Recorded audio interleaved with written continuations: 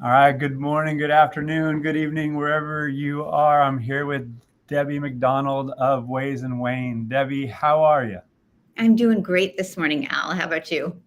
I'm doing fantastic. And full disclosure, Debbie and I are longtime friends. When I say longtime friends, it's in the triple digit, almost 4 decades. Uh, Yay. Lifelong friends. So it's want to be upfront with that, and I really care about her personally, as her family, as well as what she's doing here. And we're going to be talking about elder care, employee benefits, how it affects capacity. And I also, before we get too far into it, call out that I have a black eye. So people aren't distracted by that. I did it playing volleyball. It's a self-inflicted wound. I'm a peaceful person, so don't be writing your own narratives there. But Debbie, if you would introduce yourself and a little bit about Ways and Wane and Eldercare.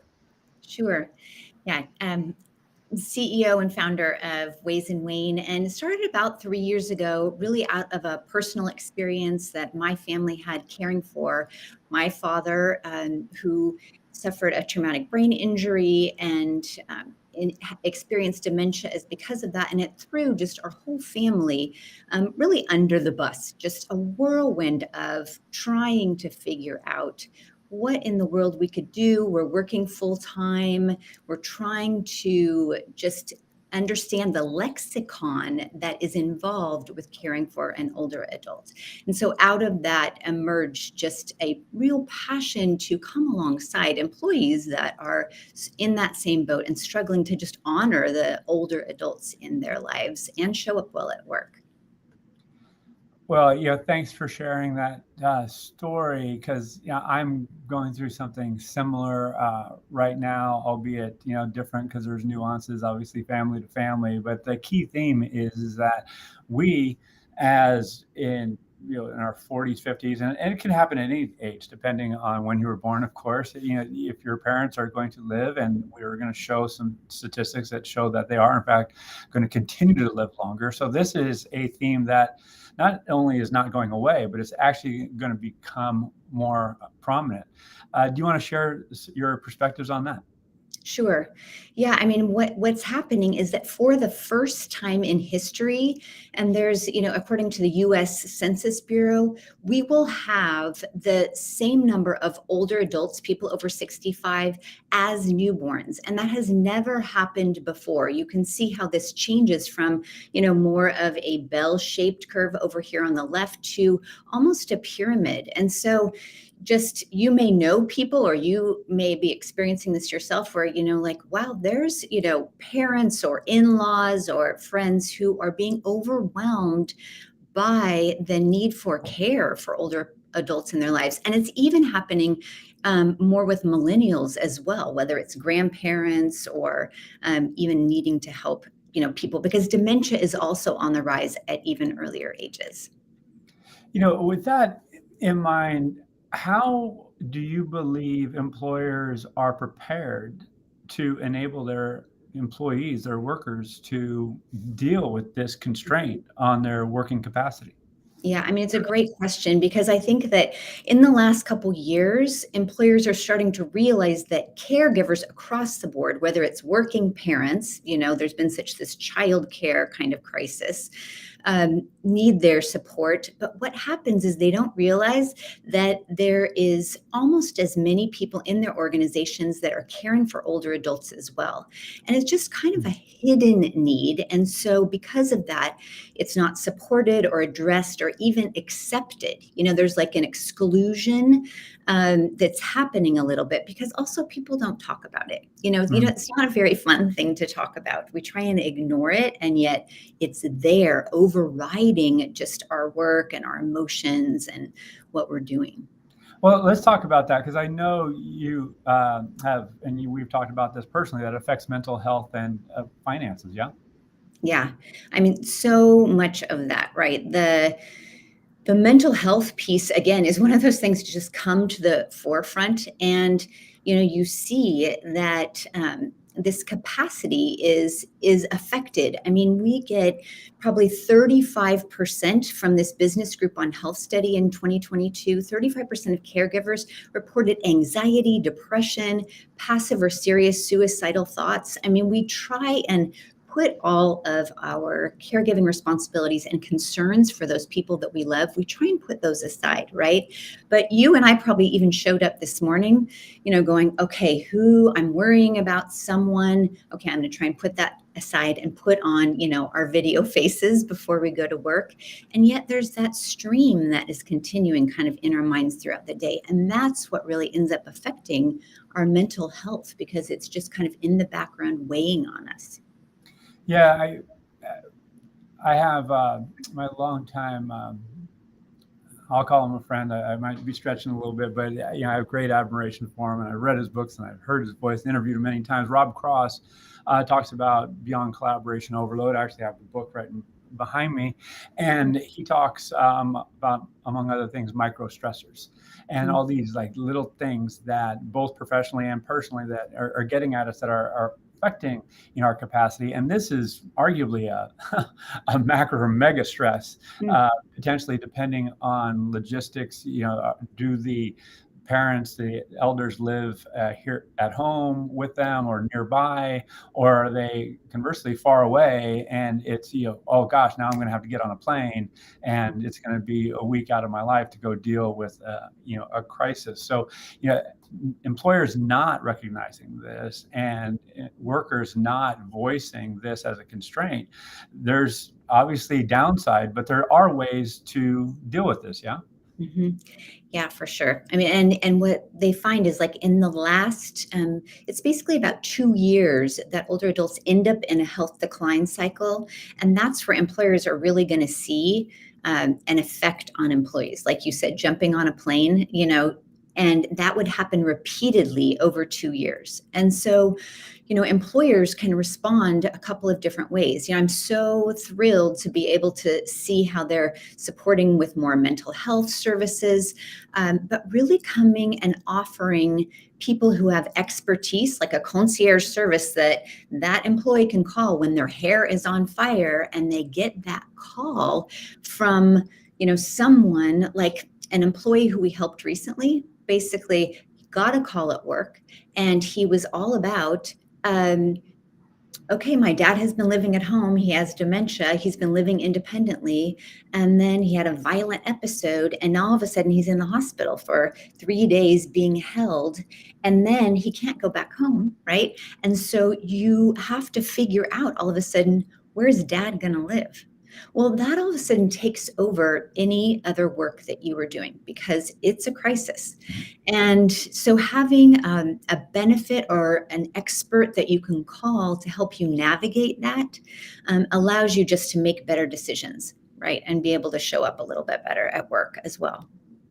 And let's say there is a concierge service, and now that worker, that employee can breathe a little bit, that some of the details are being addressed. And by the way, these details, and I have one of these, this booklet, and there's a bunch, and there's organized. It's really, really cool, because like I said, I'm going through this, and this is, one of the ways that we reconnected recently, is that if I have the confidence that the key steps are being taken and that the care is going to be given, because my father's in Arizona, my mother is in Tennessee, so it is a weight off my shoulders, that now I can focus on my work, and in turn it affects the bottom line, in a positive way, if I can, as an example, have the capacity to do the work that I'm signing up and getting paid to do.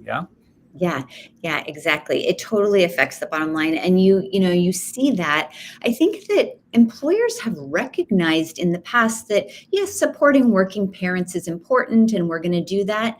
Again, it's the older adult piece that they're not realizing is actually hitting their bottom line even more. So we get an S&P 1200 study, it's obviously that's the 1200 largest companies in the world. And it shows that 2/3 of those companies believe that family caregiver benefits positively affect their bottom line. And very few S&P 1200 companies surveyed said that they think that supporting family caregivers or parents has a negative effect on results.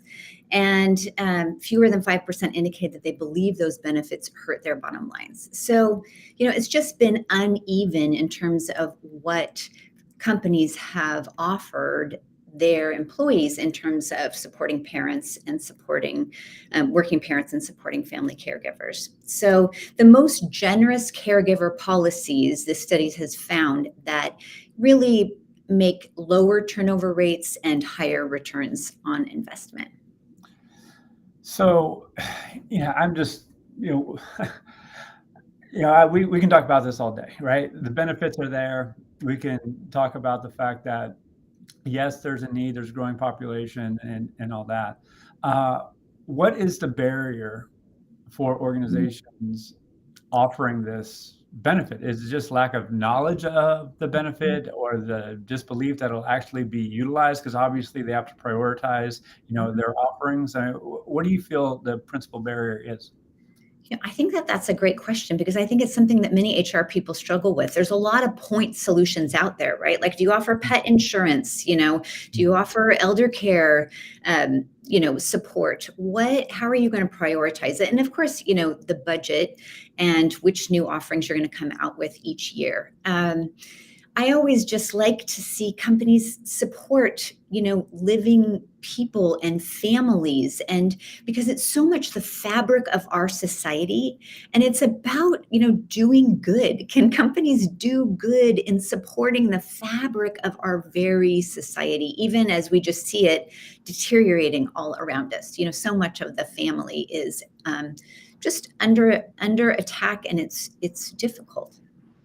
Yeah, it's difficult.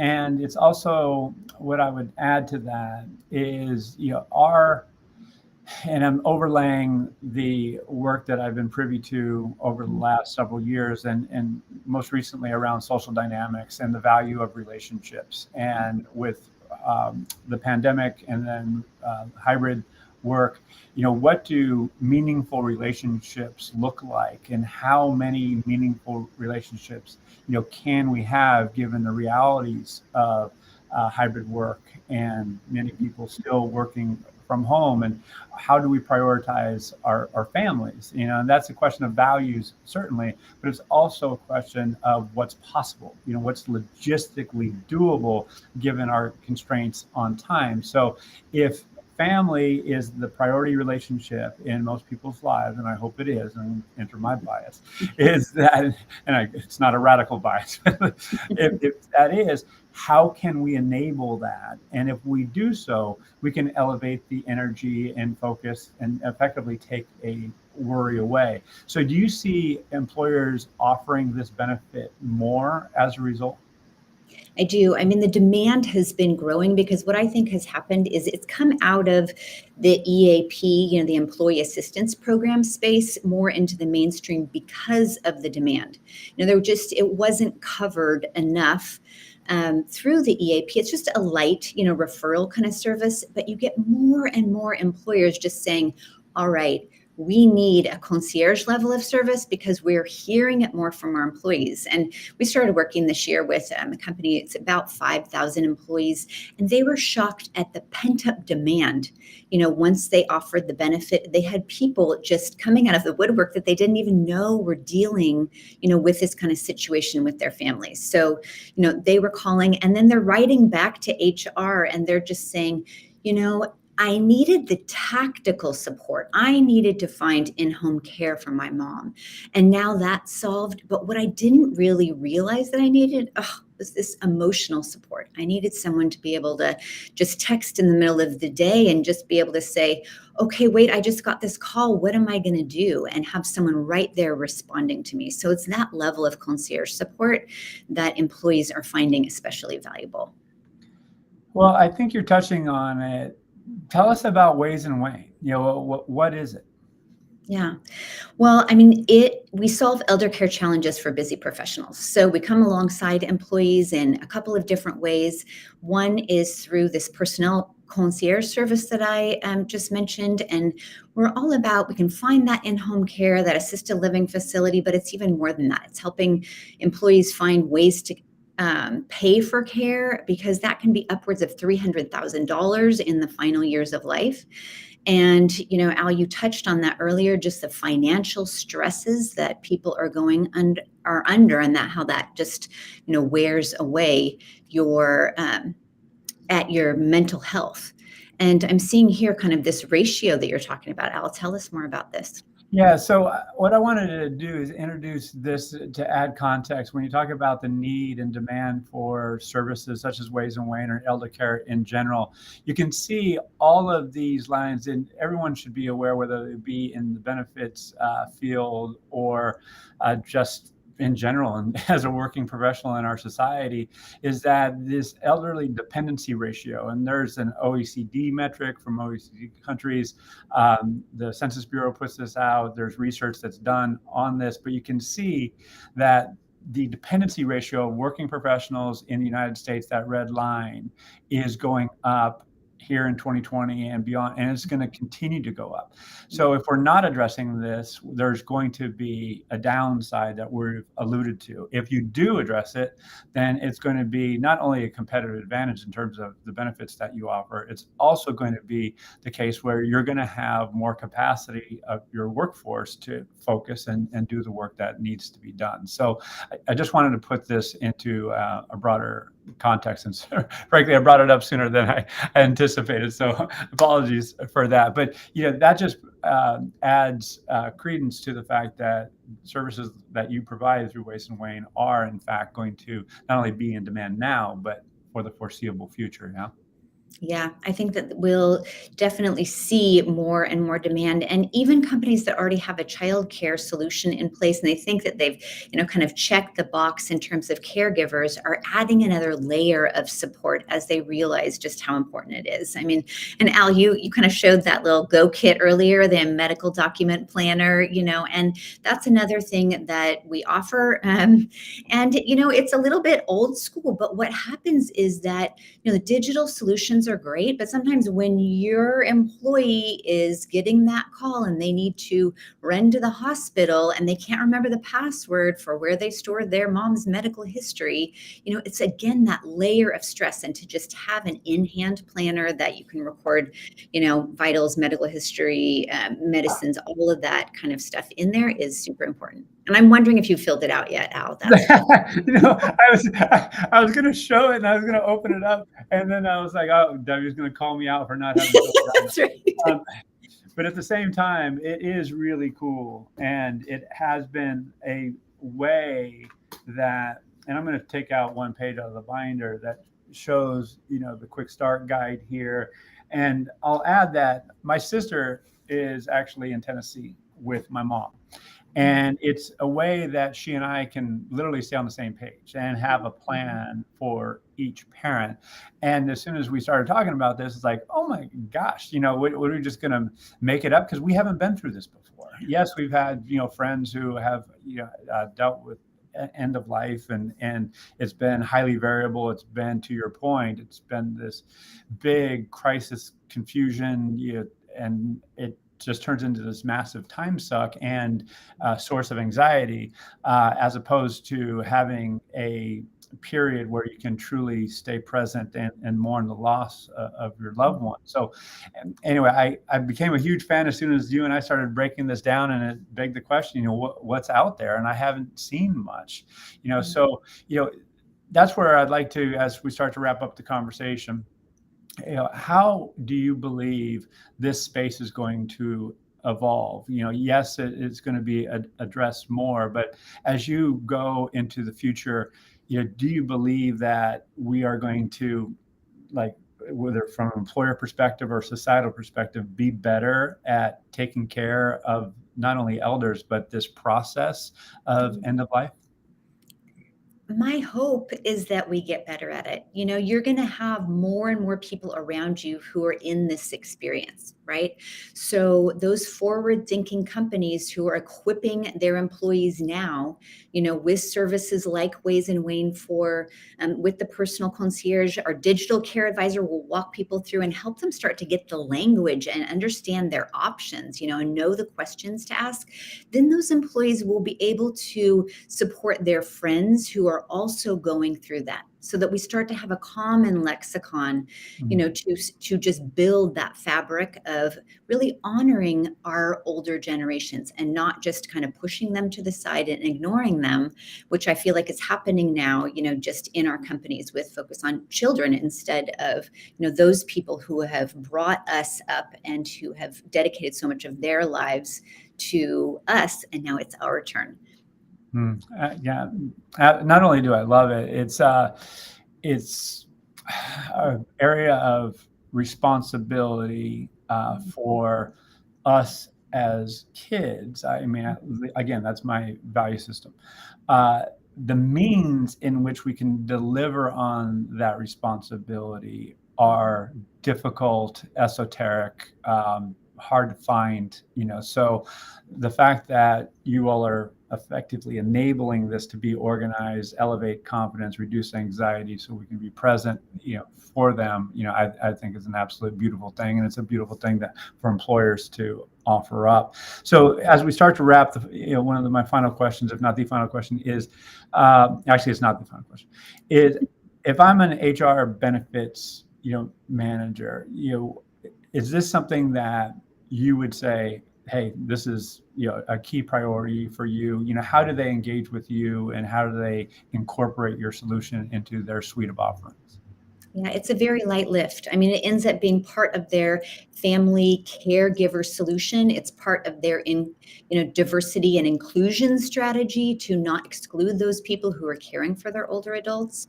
So they're going to add it as part of their, if they already have a child care solution, they would add on Eldercare. They would add it to their flexible spending account, so that people can use pre-tax credits also to pay for dependent care.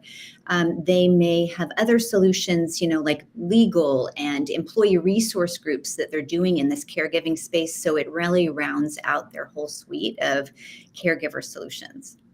Okay. And yeah, I'm just kind of, frankly, I'm going to sneak in this question. Do you see a lot of Ways and Wanes out there? And if so, great. If not, why not? I mean, we see a few. We see a few that have been in the industry for a long time, really laying kind of the groundwork, but not getting much traction. And so we're seeing in the last 2 years that the several companies that are out there doing this are getting the traction. I think that the challenge that HR professionals will have is just looking at how, as these point solutions, you add more and more pieces to them to try and expand that. How do you still continue to differentiate from the EAP so it doesn't just become another EAP, right? Yep. And I think what's happening is that this is almost like a concierge layer above an EAP that is just layered on so that really employees' needs can be addressed. When companies care about the people that employees care about, it builds loyalty. Yeah. Yes, it does. And thank you for that distinction, because that's really important. Because it's one thing to offer resources on a website or portal or something like that, or app.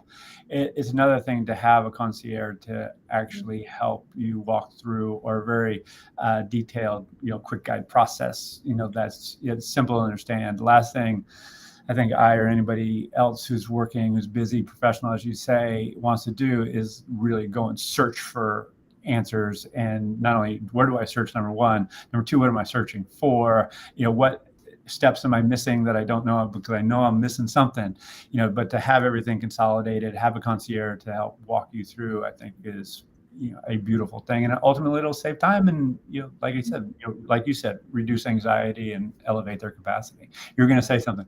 I'm gonna say, well, employees are savvy. They're good at research. They're good at, doing these. But if you don't even know what questions to ask, here you are Googling late at night and you're really coming across only the resources that are kind of those paid resources that get commission. And you don't even know that you're being kind of duped. Right. So having someone do it for you who really is a, geriatric expert, master's level kind of thing, that's Mhm. where, the real help comes in. Well, Deb, thank you for doing what you do. Super appreciate that you've spent the time and effort and energy to create Ways and Wane, and obviously I'm taking advantage of it. So how can our viewers, listeners learn more about you and what you're doing there at Ways and Wane? Yeah, connect with me on LinkedIn, Debbie McDonald at Ways and Wane. We have just a 1-minute benefits bulletin also that you can sign up for as a LinkedIn newsletter that kind of gives you sort of the hot topics and things you may want to consider as you are going forward and just researching some of these solutions, or just waysandwane.com. You can also find us there, and I'd love to talk.